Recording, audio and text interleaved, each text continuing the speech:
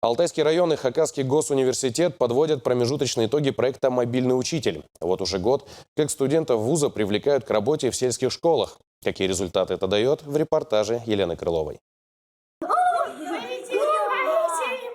С порывом горячего воздуха пепел взметнулся вверх, дети в восторге. В этом кабинете для них вся вселенная. Кажется, в простых и таких ясных опытах даже самые маленькие понимают, зачем нужна наука такая, физика. Вы узнаете то, что вы раньше не знали. Понимаете, что наш мир, который мы видим, может быть совсем другим.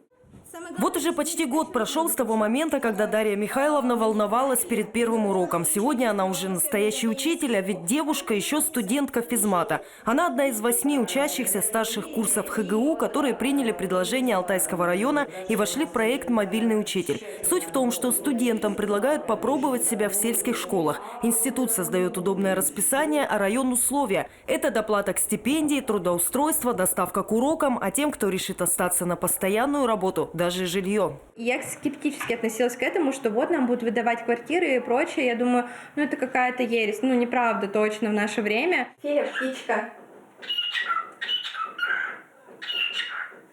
Дарья уже обустроилась в своей новой квартире в Белом Яре. За нее не нужно вносить арендные платежи или выплачивать ипотеку. Через 10 лет жилье перейдет в собственность. Еще один плюс работы в сельской школе – это зарплата. Зачем я буду работать в городе с зарплатой меньше, чем в сельской местности, когда тем более нужно учитывать тот факт, что Белый Яр находится в 15 минут езды от Абакана. Из 8 педагогов, которые в этом году участвовали в проекте «Мобильный учитель», 4 решили остаться после института в школах. Что касается университета, преподаватели только рады за студентов.